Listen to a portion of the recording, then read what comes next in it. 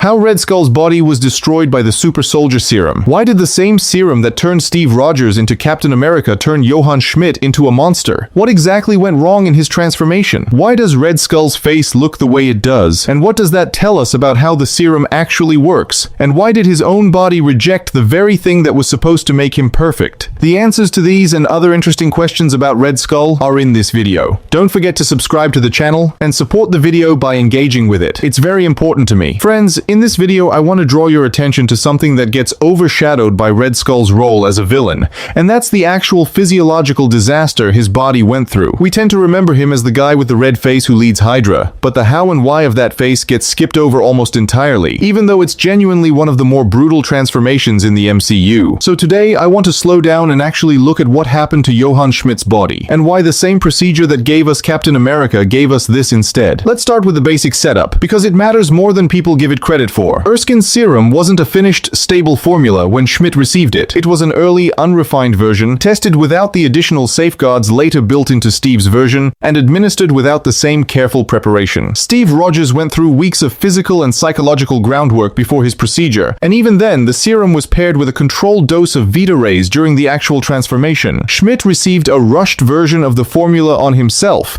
out of impatience and desperation to prove Erskine's work before the program could be shut down or handed to someone else. That difference in preparation is not a small detail. It is, physiologically speaking, the entire explanation for what happened next. Here's the part that I think is genuinely interesting from a semi-scientific standpoint. The super soldier serum doesn't create anything from nothing. What it does, according to the way the films describe it, is amplify what is already present in a person, both physically and, more importantly, on a cellular and even psychological level. Steve Rogers went into that chamber as someone whose body was compromised by asthma, a heart condition, and general physical frailty, but whose underlying constitution, whatever that means in Marvel's semi-mystical framing, was fundamentally stable and healthy in every other way. The serum took a stable foundation and scaled it upward. Schmidt did not have that same foundation. His body went into the process already carrying an aggressive, unstable metabolism driven by ambition and volatility, and the serum didn't fix any of that. It just made all of it bigger, faster, and far less controlled. This is really the core of why his transformation went so differently. If Steve's transformation was amplification of something balanced, Schmidt's was amplification of something already running hot, and a body that gets pushed into rapid, extreme cellular growth without the underlying stability to support it doesn't just get stronger, it starts to break down structurally, even as it's being enhanced. That's essentially what we're looking at with his face. The skin, the underlying tissue, the vascular structure, none of it could keep pace with how aggressively his cells were being told to grow and change. So instead of a clean, proportional enhancement, the way Steve experienced,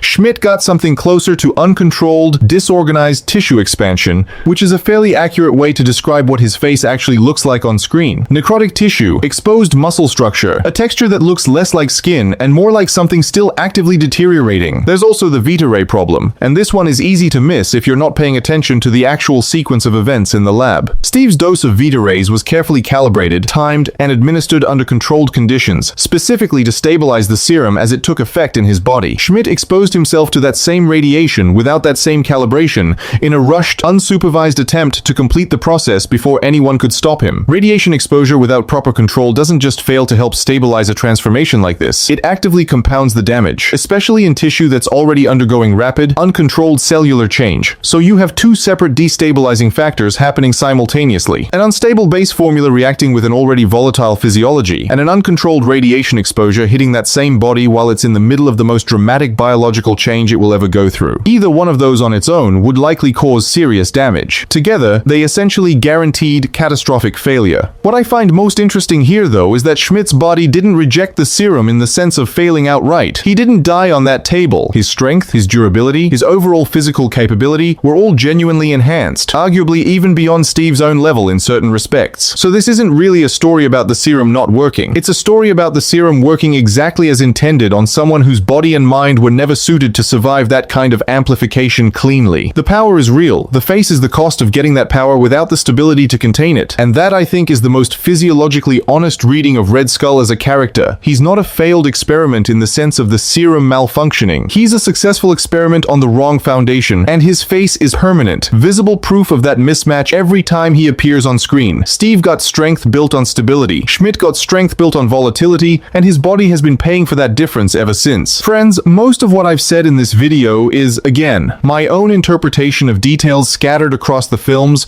rather than something spelled out directly on screen. But I think it's a detail worth sitting with, because it reframes Red Skull as something more than just a villain with a scary face. His body is a warning about what the serum actually does when there's nothing stable underneath it to amplify. I hope today you learned a little more about Red Skull. If you enjoyed this video, subscribe to the channel and support the video with your engagement. It's very important to me. See you.